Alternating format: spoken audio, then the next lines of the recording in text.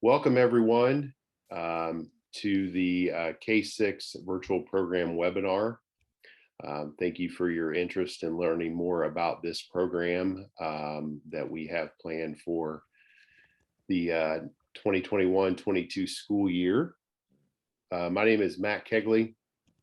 I'm the Assistant Superintendent for Teaching and Learning for Hamilton Southeastern Schools. And I have a group of panelists with me this evening that I'll just work down the screen on. You'll be hearing from some of them as we go through the presentation tonight. Dr. Stephanie Loan, our Executive Director of Elementary Education, is on. Dr. Barb Walters, our Assistant Director of Exceptional Learners, and her counterpart, Christy Smith, also Assistant Director of Exceptional Learners. Aaron Moore, our High Ability Coordinator, is with us. Jeff Harrison, Director of Educational Technologies, and also with us this evening is our Instructional Technology Coach, Kelly Moore. So apologize for Kelly not being on the list, but we're happy to have her with us as well. Just want to talk a little bit about the format for this evening. We're slated for an hour. May or may not go that long. A lot will depend on questions that we have from the group. But in general, I want to walk through with you all and with some help perhaps from my team, the overall program as we have presented it to the school board and received their approval, and our plans, what's going into our planning for the fall. As you know, when we asked you to register, we gave you the opportunity to provide some questions or some comments, some ideas around what you wanted to learn more about. And we went to work with that list of questions and tried to bucket the items that were very similar or seemed to emerge as major themes throughout the questions that were asked by everyone. And so we've created some bullet points at the end. I think there were 6 big buckets of questions, and we are going to talk about those near the end and provide some explanation to those questions. That will not capture everything that was asked, but the presentation itself will also help address a lot of the questions, I think, along the way. You do have the opportunity to ask specific questions of our panelists through the Q&A feature in this webinar. So feel free to pose a question in the Q&A. We have folks, I've read to you the panelists that are on and the different departments that they represent. And they may have the opportunity throughout the course of the presentation to respond to you directly through that Q&A feature. We also will be monitoring that for any themes that might emerge through the course of this presentation. And if that happens, we'll try to surface those as well as we get towards the end of our program. We are recording this webinar and it will be posted on the district website as soon as we're able to do that. So if you have neighbors or other friends that had different schedules going on tonight and weren't able to make this a webinar, you can let them know that they can check the district website and we'll make sure that they have access to that. So I'd like to go right into our virtual instruction plan for K-6. We plan to create virtual only classrooms at each grade level. Now, one of the things that I stressed with our school board, we have created a lot of plans around these different programs, but everything is dependent on obviously the number of students that are registered and how we will be able to staff that. But our plan is to create virtual only classrooms at each grade level. Virtual only students would be taught by a virtual only teacher. These would be HSE employee teachers. So the plan would be that once the registration for the virtual program closes, we would look at the number of students who are registered by grade level, and then we would determine the amount of staffing that we would need at each grade level from our teachers. We are hopeful that our teachers will be able to teach from, our virtual teachers will be able to teach from the classroom that they are in now. That will allow them the opportunity to have access to all of their materials at their fingertips, and provide some familiarity for them in which to instruct the students in their virtual classroom. We will have E&L, exceptional learner, high ability services. Those will continue for students who are in the virtual program. Related arts, there were some questions about related arts. Related arts will occur each day, and that will be done through either videos or independent work. And our teacher librarians will be developing a plan to provide support to our virtual students as well.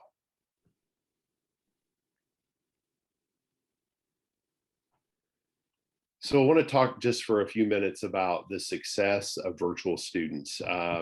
Assuming that most people are on here because they might wish to have their student continue into next school year virtually. We know that some students have found really good success in the virtual format, and others, for whatever reason, maybe not. One of the things that obviously is paramount for us is making sure that we're meeting the needs of our students educationally. And so one of the things we want to make sure is determining if students haven't had success this year, why that's the case, and trying to determine whether or not being virtual into the 21-22 school year is really in the best decision educationally for that student.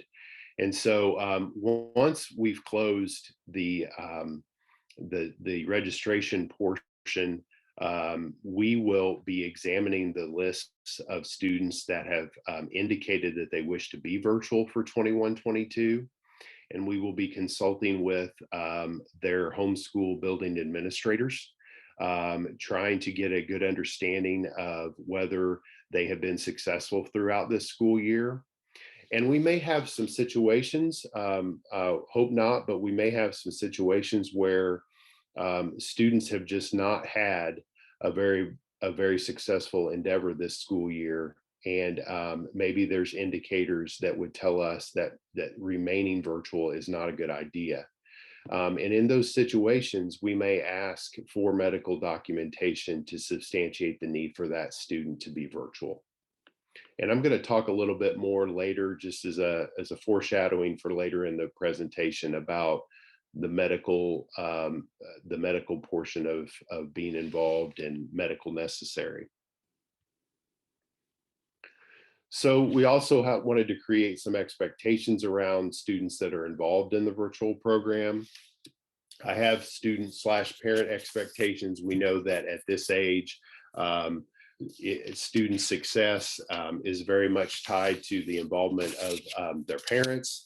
They're not always as like our high school students as independent as we might like them to be. So that's why we have student/parent expectations. But students attending virtually, we expect them to actively participate under the direction of their virtual teacher every day that they're in session, and every day or all of the time in which they are receiving live instruction.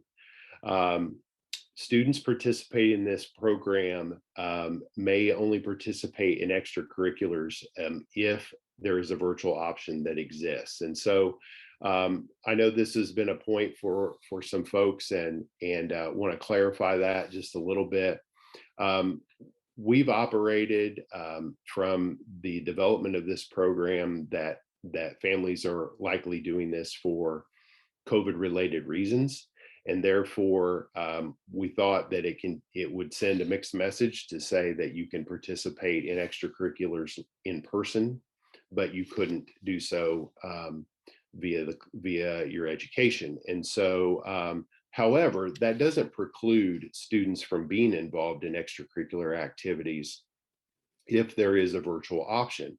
Many of our virtual only teachers may choose to create a club or start a group that they would do virtually with maybe students in their class or across the grade level.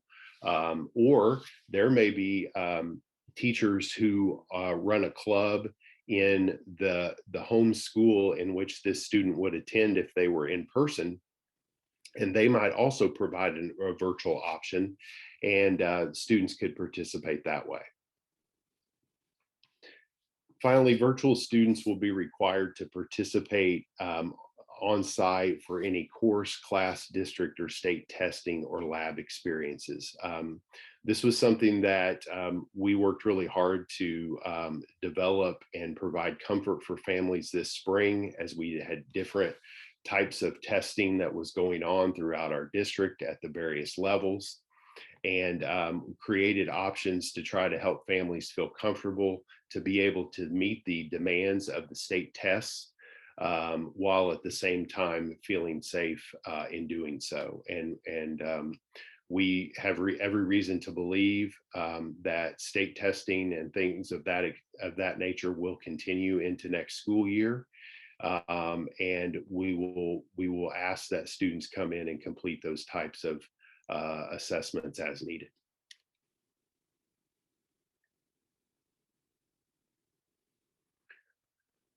We had several questions submitted ahead of time about if a student can move from in-person to virtual once the school year is going on. So what we're asking families to do is commit their student to a virtual only.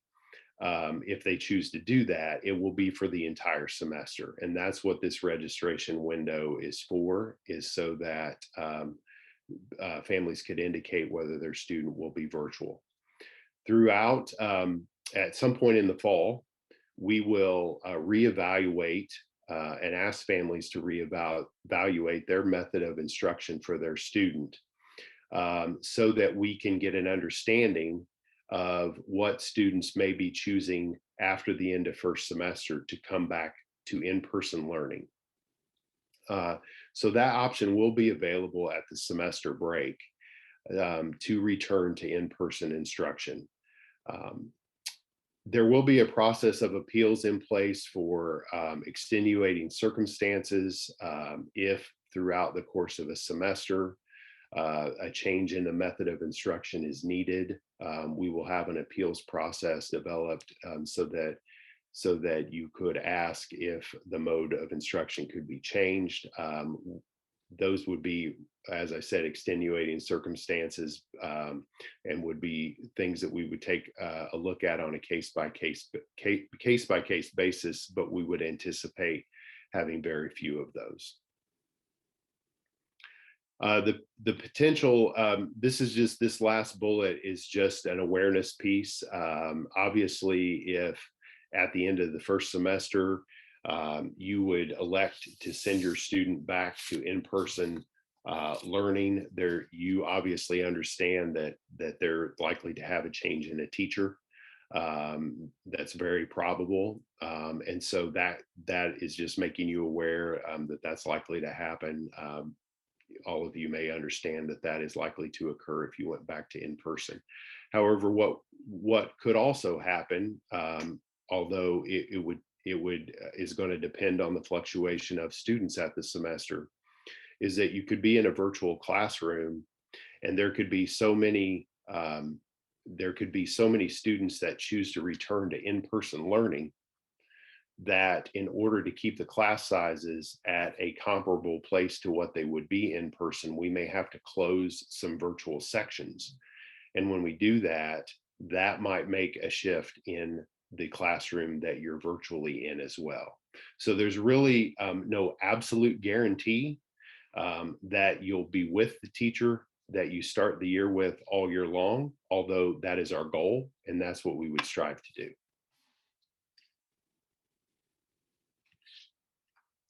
Want to talk for a minute about quarantine students. If you're on this call because you're still debating about whether to send your student in person or virtual, If you're in person, you understand that there may be a time that arises where there will be a need to quarantine your student or other students in their classroom. And if that happens, we want you to know that you would not move to the virtual school. You would stay engaged with the classroom in which your student is in person. And Canvas and other lessons and assignments would be posted on Canvas via Zoom, or I'm sorry, lessons and assignments would be posted on Canvas, and then there would be an opportunity for your student to participate by listening and viewing what's going on in the classroom via Zoom. That would be an optional piece for your student during quarantine, but it would be available. We're hopeful that as we learn more about the about COVID and the pandemic and what's going on, and vaccinations continue to increase. We hope that all of those parameters that have caused students to be quarantined, we might get additional guidance. Quarantine periods might be shorter. It might involve less students. Those are all things that we will take into account once we start back up school in August. So just a reminder of timeline. Obviously, we've just started the registration window. It started on Monday. You'll see that it says May 16th. That's a little change from what we presented to the board. We had put May 14th, but that's a Friday evening, and there wasn't likely any opportunity for us to do anything with that data prior to the weekend. So we decided to extend the deadline through that weekend for families. So families will have until end of day, Sunday, May 16th, in order to indicate whether they wish to be involved have their student involved in the virtual program or not. Obviously, tonight is the K-6 parent webinar, and we will have, if you have friends or neighbors who want to know more about the secondary options available, that webinar will be on Monday evening at 6:30 as well. So we're going to walk through a little bit. I mentioned at the beginning some of the major themes that have occurred or that we received through the questions as you registered. We're going to hit each one of those. There were 6 big themes that arose through the questions that we received. We really appreciate you sending those to us ahead of time. It really helped us in the planning process and being able to give some answers while we're on with the webinar. So a lot of questions around safety protocols for the fall. What I would tell you is everything that we have done this year has been in consult with local, state, and obviously national recommendations. And all the way from masks to cleaning protocols to quarantines, those we have consulted the professionals in making our guidance for our teachers in their classrooms. And we do not anticipate that changing as we move into the 21-22 school year. The wild card is, obviously, it is difficult in early May to predict what all those guidelines will be when we get to August, September, and so on into the fall. We know that many continue to get vaccinated. There were some questions that folks submitted around safety and protocols about vaccination of staff and students. We have no plans at this time that would require vaccinations of our staff or our students. Again, those are recommendations that may come down from the various agencies, and we would then take those under advisement and make a decision about how to enact those if they did happen. But right now we have no plan for that. We will continue with, as I mentioned, the cleaning protocols that we have in place, provided the recommendations suggest that we do so. And we're going to maintain our dashboard. This was a great question we had in our board meeting the other night. We will continue to maintain our COVID dashboard at least through the fall, I would imagine, where anyone can go on and see weekly the rates of positives or quarantines, close contacts of our students and our staff. So that will continue as well. We don't, I should say, we don't anticipate right now posting any kind of dashboard that would indicate the percent of staff or students who are vaccinated, because we, as I said before, at this point are not requiring any of that information to be shared with us. So that's the information that I have over safety protocols. I know that many indicated in your questioning that part of your debate is, will masks be required?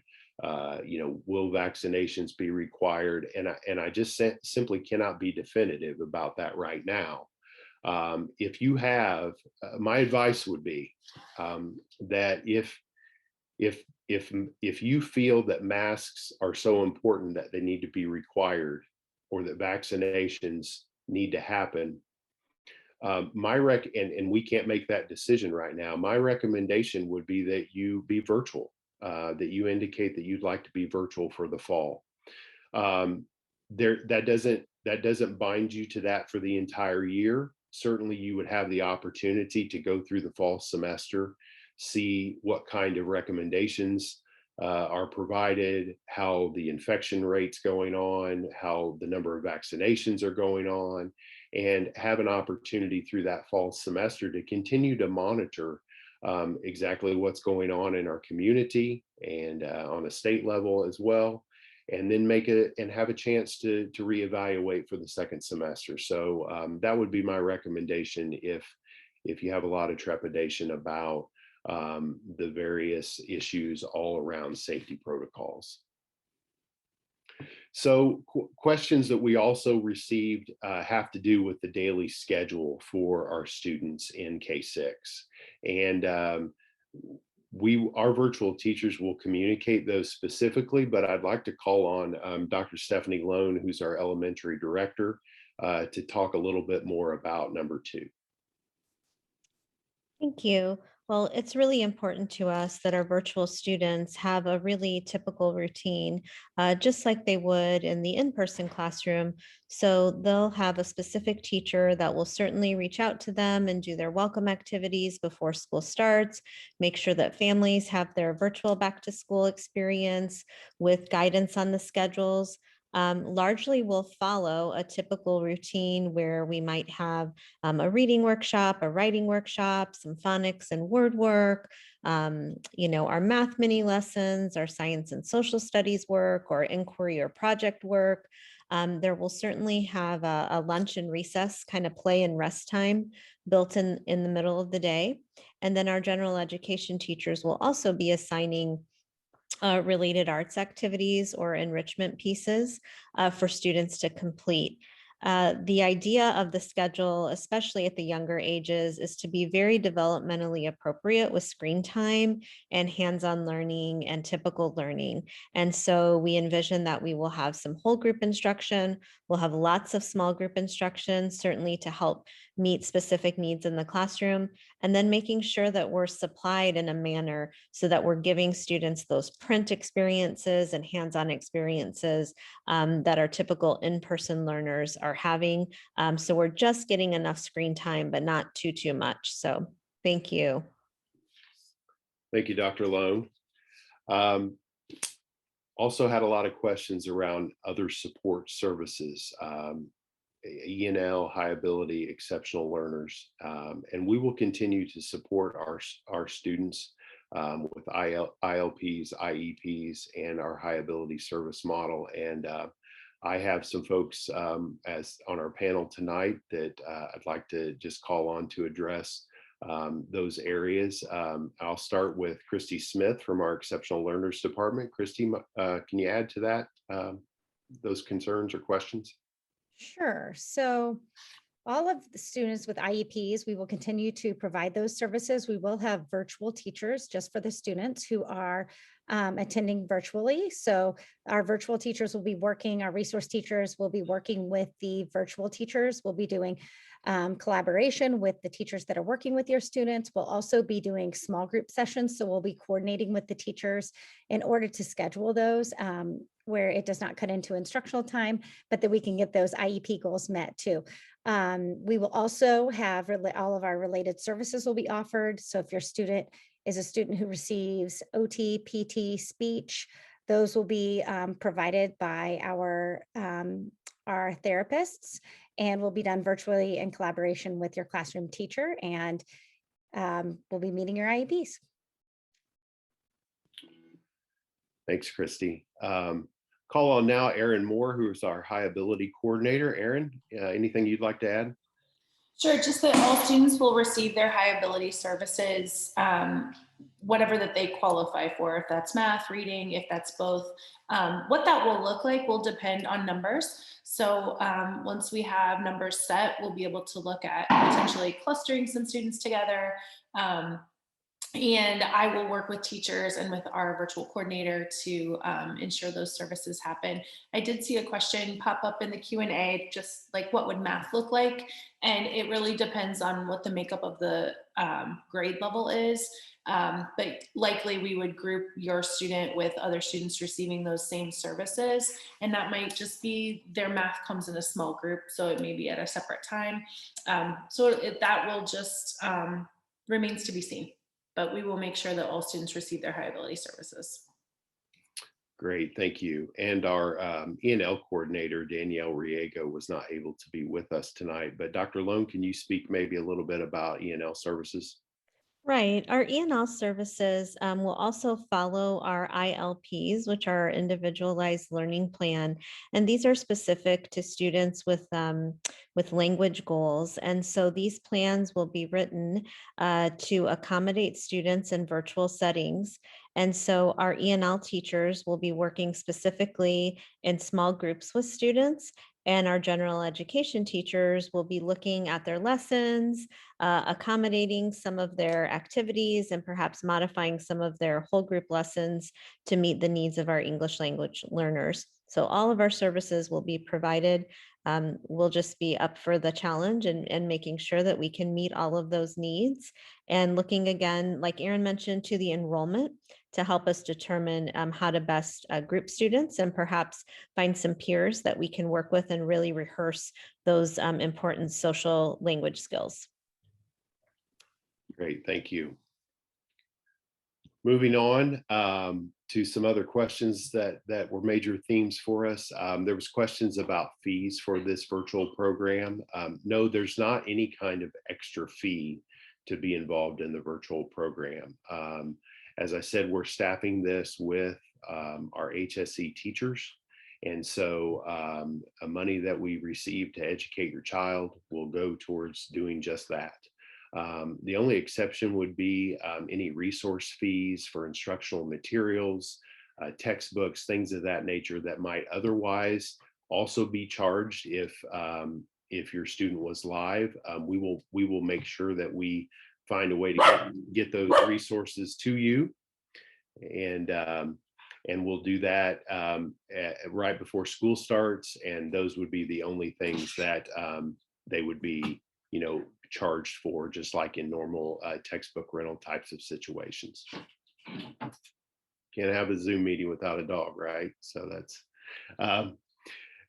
explain medically necessary. So this was a question that we received, and I just want to provide some clarity to this. We set out in the planning for a virtual program as one of our goals was to meet the needs of students and families who still had concerns about being in person relative to COVID. And that was our main focus, one of our two goals. And we feel like we have done that. We have tried to structure a program that meets those concerns. That is not a requirement to be involved in the virtual program. We are not again, unless we have some concerns about your student being virtual based on this school year, we don't plan to ask for any kind of medical documentation from you about your student for them to be virtual. So if there's been any question or misconception about that, there's no need to demonstrate that medical need. We just approach the planning from the standpoint of who would likely be interested in the virtual option, and we went from there. So that's what we meant by medically necessary. Again, it's not a requirement to provide medical documentation to be involved in the program. And then I alluded to number 6 a little bit ago, but moving between formats, why is there a commitment? It's really, really important for us to be able to establish class sizes both in person for our in-person students and our virtual students. The only way that we can do that, and I think there's a related question here, which is, why now? Why do you need to have a commitment from us in the middle of May? Well, there's a lot of staffing pieces that have to take place, and we have to be able to staff our classrooms in a comparable manner to what they would be for if all students were in person. And the only way to do that is to start the process early enough to where we understand the commitment level of families and the number of students that will be in the virtual program. So that also plays into why there will not be a free-flowing ability to just move from virtual to live instruction or back and forth. Because we're going to staff this K-6 in a way that will serve our students best. And we need commitments from our families in order to do that. And of course, I referenced extreme circumstance or extenuating circumstances where a change might be necessary to be considered. So we're getting to the end of the formal presentation that we have for you. I just wanted to provide a couple of pieces of contact information. You have my email address as well as Dr. Lone's email address on the screen. As I mentioned, we recorded this, so we'll be posting information about the virtual program as well as this this webinar on the district website, and we will continue to push out reminders and other information as needed. If you have a question, you know, 2 hours from now or tomorrow or whenever it is, you're not sure who to contact, you can reach out to myself or Dr. Lone, and if it's a high ability question, we'll make sure that Aaron Moore gets it. So don't worry about if you're not sure who to contact. If you get it to us, we'll make sure we get it to the right person. So I want to formally, again, thank you for being a part of this webinar. We are slated to go till 7:30. And while, as I mentioned, we've reached the end of the formal presentation, all of our panel will continue to stay on for as long as you have questions. And we try to get those answered up until 7:30.